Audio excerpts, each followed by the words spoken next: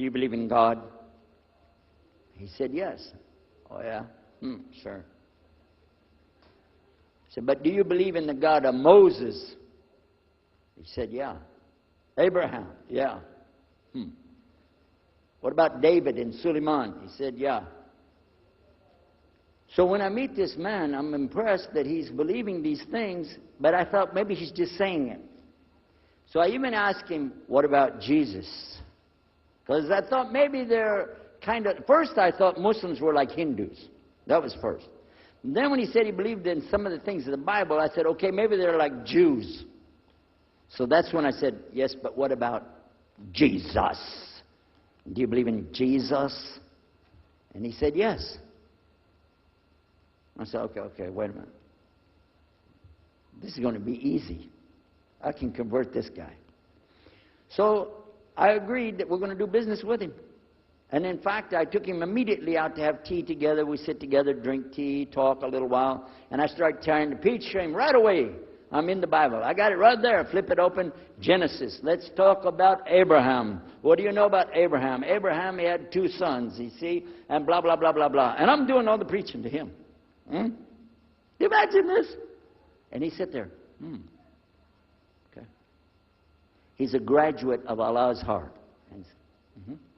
Like this. Get me? You know what I'm saying? Well, it happened that during Ramadan, some of his friends that he was staying with had to move their apartment around or something, and he was going to go stay in the masjid for itikaf in Ramadan. It's normal. We didn't understand. I thought he has nowhere to go, and I told my dad, this man has nowhere to go. And my dad said, no, he's got money. I said, no, he doesn't. Dad, I'm telling you, he has no place to go. I heard him say he's going to go live in the mosque to a Christian. If you're going to live in the church, ooh, that's the worst. So I said, let me offer that he can stay at our place. And my dad said, no, you don't do that. That's not right. I said, no, I'm going to offer it to him. I went to him and I said, how would you like to come stay at our place? He said, no, I want to go and stay there. I want to stay in the mosque, and it's something good. I said, oh man, look at this poor man.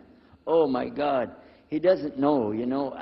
He just, oh, poor soul. Please come and stay in our house. And he said, no, I can't. I need to go stay over there. I said, look, I'm scratching his dignity. So I told him, listen, no. I want you to come and you can pay. You can pay money and stay with us. He said, how much? I said, $15 a week. Which in America is like nothing. $15 is nothing. I said, and then he kind of hesitated. I said, and we'll pay for all the food. Well, you eat $15 worth of food in one day in America. He said, okay, all right. And I told my dad later, I said, see how I did that? Because now he'll stay with us. He knows he's getting a good deal on the food, and I was making it all about money. Well, I didn't know he wanted to come and stay with us. He wanted to learn about how are Americans and how is the Dawah going to be. What do we believe? Especially people who are preaching. So he came and stayed in our house. And I said, well, now that's good. I'll travel with him and go with him in places, and he'll see and he'll learn about Christianity. As we were traveling and working together, we put up tables just like this and booths and things and set things out for people to come and look at them and sell things. And I caught him one time. When somebody wanted to take something from the front, he took it from the back and gave it to him. And I looked at him. And the next time somebody started to take something, he took from the back and gave it to him. I said, hey, Muhammad, we take the stuff from the front because that's the old stuff. The new stuff in the back, just hold it back. You know what I'm saying? This is dated material. Get rid of the junk first. He said, no, I can't. In my religion, we can't sell something unless we give the people the best. I said, got me on that one. And I'm supposed to be telling him about a better deal. I said, okay, yeah, whatever. You're never going to make any money, though. But that's all right. Over a period of time, I came to learn a lot of things. Also about being humble.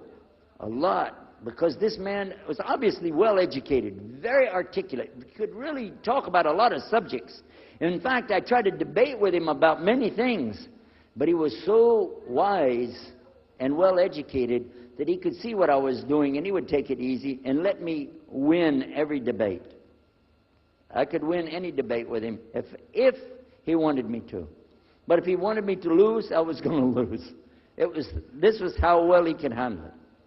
Now what happened, one of the preachers that I knew, another preacher, who used to carry a big cross and walk down the street so people would stop and talk to him about religion, he had a heart attack and he went to the hospital. So I went to the hospital to visit him, and when I was visiting him, I met another man in the hospital who was in a wheelchair. This gentleman had a problem. He didn't want to talk to anybody. And I told him, let me witness to you. Let me share the message of Jesus with you. So I took out my Bible, and again, I started telling him about a prophet, Prophet Yunus, alayhi salam. And I'm telling them, look at Jonah. He's in the belly of the whale. He's in the sea. He's down there like this, and who knows how long. And suffering like this, you don't have as big a problem as that. And God saved him, so he could save you too. He said, didn't want to talk to me. I asked him, what's your name? He didn't want to tell me. Where are you from? He said, I'm from Venus. So what's that? Well, we do have, there is a Venus, Texas, by the way. But he said, you know, he's from another planet. So I kept, each time I would go, I would talk to him, witness to him. Finally, one day, he started crying. I was pushing his wheelchair around. I took him down. I rolled him around different places. He started crying one day. He said, I'm going to confess something to you. I need to confess something to you. Now, to a Catholic, confession means you're going to tell the priest all your sins. And then he's going to forgive you. Well, I wasn't Catholic.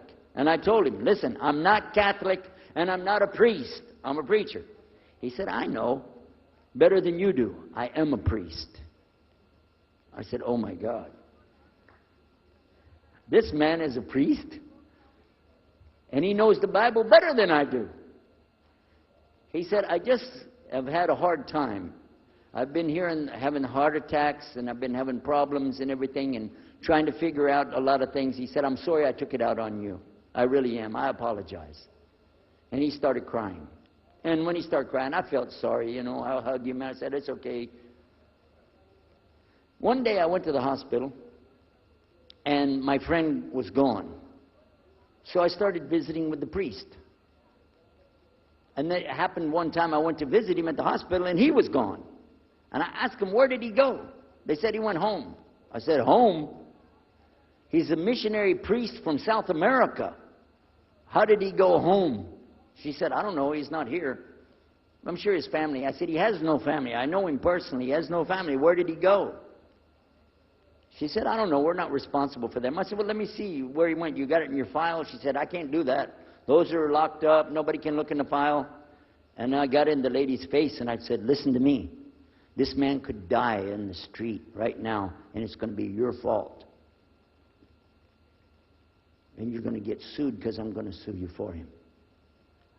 She said, okay, his folder's over there, but I'm not going to watch. And I went over and I looked for it, got an address where he went. Sure enough, he was in a place where they put people that have no place to go, a shelter. So I went to the shelter and I found him. He was still on crutches. He saw me, he started crying again. He said, please get me out of here, get me out of here. I said, okay, come live at my house. Now, I told you the story so you can see something. Now look, I have 2 visitors in my house. Huh? One is a Catholic priest. The other is a Muslim. And I'm thinking I can get the Catholic priest and convert him to be a Protestant. At the same time, I'm going to catch the Muslim and bring him over to Christianity. High aspirations. But it didn't work. Some strange things began to happen. We would sit around the table at night to discuss what is the Bible and what's the salvation. My father has a Bible. It's called King James Version of the Bible. Most of you probably heard about it, especially any students of Ahmadiyyat or Zakir Naik, you've heard about King James Version of the Bible. But I work out of a different one that I've had since 1953. It's called the Revised Standard Version. And it says in it, King James Version has grave mistakes.